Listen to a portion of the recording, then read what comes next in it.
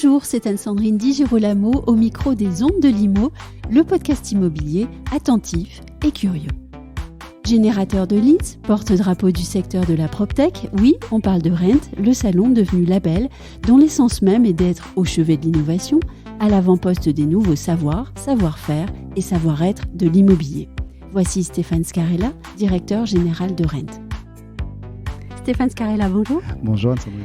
Que se passe-t-il dans le bureau, sur l'ordinateur et le téléphone du directeur général de Rent quand on est juste à quelques jours de l'événement ?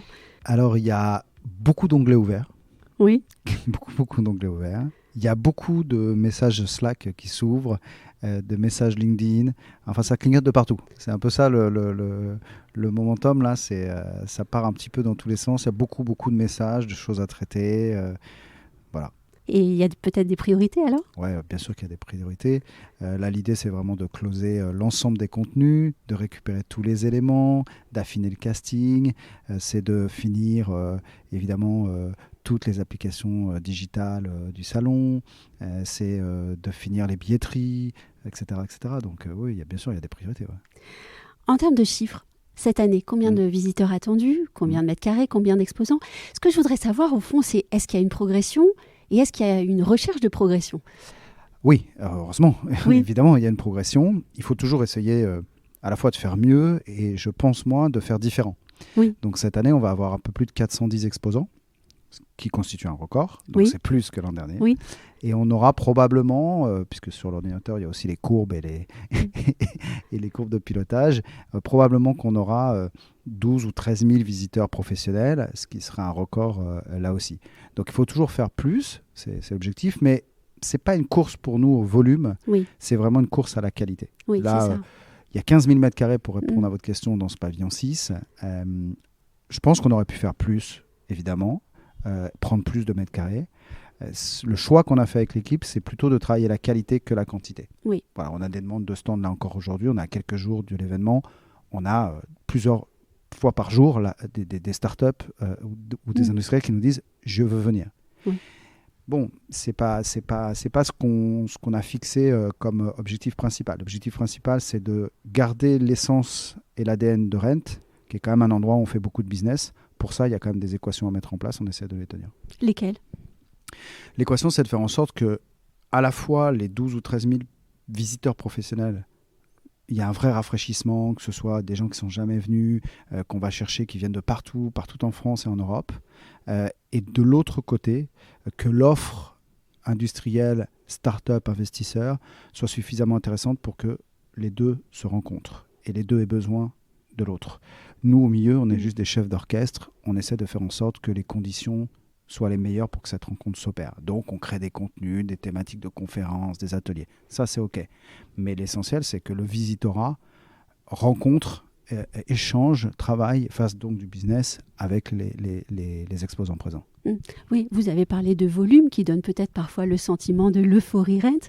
On a parlé de qualité avec les contenus et justement, j'aimerais bien qu'on revienne sur ces thèmes. Quels sont les thèmes sur lesquels vous avez travaillé ou vous avez fait travailler vos partenaires et vos invités pour cette nouvelle édition ? On fait un peu, voire beaucoup de prospectives. C'est le but, l'ADN de Rent, c'est quand même l'innovation. Donc quand on parle d'innovation, faut essayer d'aller chercher ce qui va se passer demain. Alors on a beaucoup travaillé, effectivement, c'est presque une année de travail avec un comité éditorial composé de professionnels de la PropTech qui m'accompagnent pour qu'on puisse trouver des angles, des sujets que nous n'avons pas encore abordés, qui sont des sujets de prospective aussi. Oui. Il y a des sujets qui sont des sujets d'actualité, etc., dont il faut parler, mais on essaye évidemment de trouver des sujets de prospective et de regarder comment les différents marchés de l'immobilier s'inscrivent, se projettent sur ces thématiques-là. On parle du métaverse, par exemple, je prends cet exemple. On va traiter le métaverse sous différents angles. Voilà. Et donc, ce qui est à la fois compliqué et en même temps très important, c'est de trouver le casting des gens qui vont pouvoir adresser cette thématique. En gros, des gens qui savent de quoi ils parlent. Si on parle de métaverse, on est quand même obligé de dire que tout le monde en parle, mais personne ne sait vraiment de quoi il parle. C'était pareil pour la blockchain il y a quelques années. Donc, il faut quand même essayer de trouver des gens qui maîtrisent ce sujet-là. Ce qui veut dire qu'on va souvent chercher des gens, d'ailleurs, qui ne sont pas forcément dans l'immobilier. En revanche, ils ont un vrai regard, une vraie analyse. Et je pense que les visiteurs qui viennent sur Rennes, c'est ce qu'ils recherchent. Moi, je crois beaucoup à la qualité des contenus, à la qualité du casting sur scène. En gros, vous venez sur Rennes parce que vous venez de province pendant 2 jours pour tout un tas de raisons, mais aussi, et j'allais dire surtout, parce que vous vous dites, je vais entendre des choses que je n'entends pas ailleurs, et je vais voir sur scène des gens que je ne vois pas ailleurs. Et si je peux repartir au bout de 2 jours un peu plus intelligent que quand je suis arrivé, c'est parfait. Réfléchir et continuer à avoir de vent pour mieux travailler, en fait. Oui, je pense que c'est important. Et je pense que les professionnels qui sont la tête dans le guidon toute l'année, sur leur quotidien, qu'ils soient promoteurs, immobiliers, constructeurs, toutes les populations qu'on voit sur Rent, je pense qu'il y a besoin aussi de ces moments un petit peu de prise de recul, de hauteur, de réflexion. C'est important. Ouais. Et Rent, c'est un label. Qu'est-ce que cela change dans votre manière d'envisager et d'organiser les choses ? Ça change beaucoup de choses. C'est-à-dire que quand on a fait l'acquisition de Rent en 2018, c'était un événement dans l'année. Aujourd'hui, la définition du label, c'est d'apporter du contenu aux gens qui suivent le label toute l'année. Alors, on crée des contenus type l'index PropTech Contech exclusif qu'on fait avec un fonds d'investissement qui s'appelle Axeléo, qui nous permet tous les trimestres de donner des chiffres, avec comme ça 5 ou 6 KPI qu'on a retenus. Ça, c'est un exemple de contenu. Ça passe aussi par le fait que nous faisons des éditions à l'international.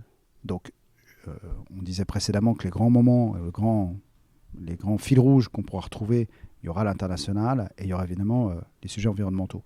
L'international, pour nous, c'est très important parce que c'est un rebond aussi avec les éditions qu'on propose à Madrid, en Suisse, au Portugal en 2023 ou au Maroc, dont on revient il y a quelques semaines. Oui, d'ailleurs, j'allais vous parler de l'international. La trajectoire internationale, vous l'avez lancée.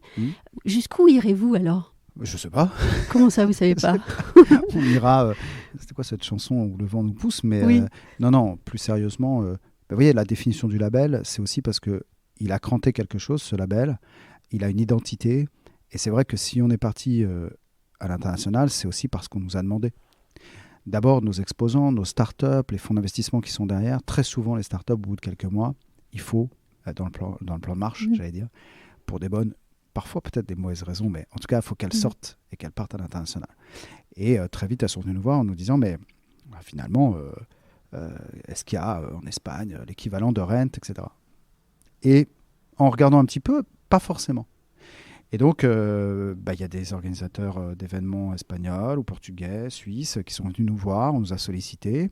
Et puis l'équation s'est faite comme ça. Donc on a fait un choix stratégique qui est de partir à l'international, mais pas pour partir en fait, juste pour apporter dans la chaîne de valeur d'un événement quelque chose que nous, on pense maîtriser, qui est cette partie PropTech. Oui. Voilà, donc on va en Espagne avec des partenaires qui s'appellent CIMA, CIMA Pro, qui organisent des événements immobiliers depuis 20 ans.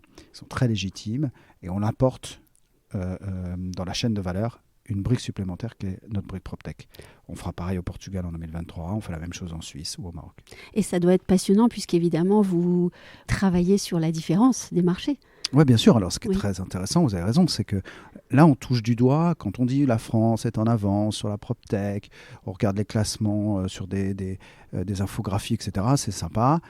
Quand on va en Espagne ou au Portugal, en vrai, on voit cette différence. Et effectivement, je prends l'exemple de l'Espagne, mais c'est vrai pour le Portugal, il y a 4-5 ans d'écart entre ce qu'on vit ici en France en termes de PropTech et de maturité de PropTech et ce qu'ils vivent aujourd'hui. Mais dans quel sens, les 400 d'écart ? On est plutôt en avance. Ah ! Oui, on est plutôt en avance. Donc, en tout cas, les professionnels de l'immobilier, qu'ils soient constructeurs ou immobiliers ou transactions, peu importe, on est en avance sur un certain nombre de sujets. C'est une réalité. C'est pour ça d'ailleurs que ça a très bien marché à Madrid, parce que quand on est arrivé avec notre proposition de valeur PropTech, j'allais dire, avec des startups, des conférences dédiées à la PropTech, etc., ça a rencontré un succès incroyable parce qu'ils n'avaient pas l'habitude en fait de voir ça.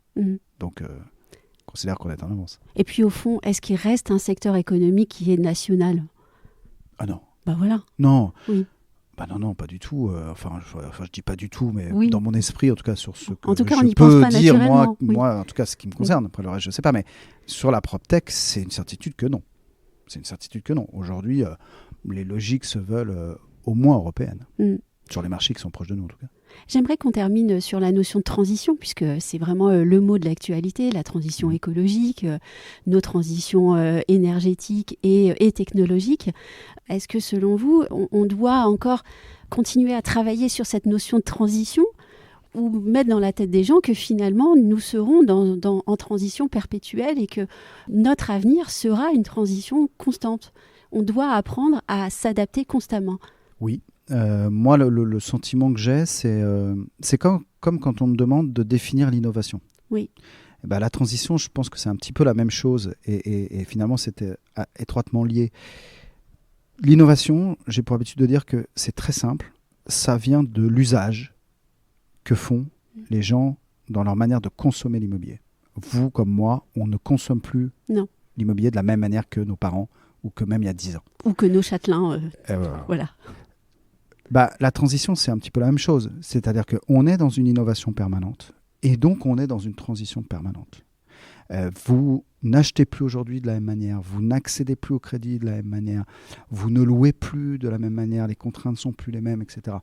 Donc, ça génère de l'innovation. Parce qu'aujourd'hui, on est obligé de tout digitaliser, etc., tout dématérialiser. Ok, vous voyez, on parlait de métaverse, peut-être qu'on ira même dans des mondes virtuels pour louer demain notre appartement, etc. Je ne sais pas. C'est donc de l'innovation permanente. Et donc, effectivement, il y a une transition qui est permanente aussi. C'est évident. Et c'est notre réalité. C'est notre réalité dans un monde qui va très très vite, qui nécessite d'avoir une force d'adaptation très puissante quand on est consommateur aussi. Mais c'est d'autant plus vrai quand on est professionnel. C'est-à-dire que nous, on consomme, nos enfants aujourd'hui, nos ados consomment différemment. Vous imaginez ce que les professionnels vont devoir faire pour accélérer sur tout un tas d'items pour répondre à l'usage de ceux qui arrivent derrière nous encore. Et j'y vois la force de Rent, puisque vous travaillez dans cet état d'esprit depuis déjà bien des années au fond. Oui, et c'est notre rôle, si on peut, sans fausse modestie, c'est-à-dire que voilà, ce que doit permettre Rent, c'est ça, c'est de dire, à un moment donné, il se passe des choses. Oui. Il y a une mutation qui s'opère sur tel et tel marché. De temps en temps, c'est le neuf, de temps en temps, c'est l'ancien. C'est des cycles différents, pas de problème avec ça. Mais il se passe des choses et ça va très vite. Nous, on est juste là pour mettre en exergue ce qui se passe, essayer d'ouvrir les yeux sur ce qui peut arriver, mettre sur scène des innovations qui permettent de répondre à ces nouveaux besoins et faire en sorte que la rencontre s'opère. Voilà, c'est juste ça notre travail. Merci Stéphane Scarella. Merci beaucoup.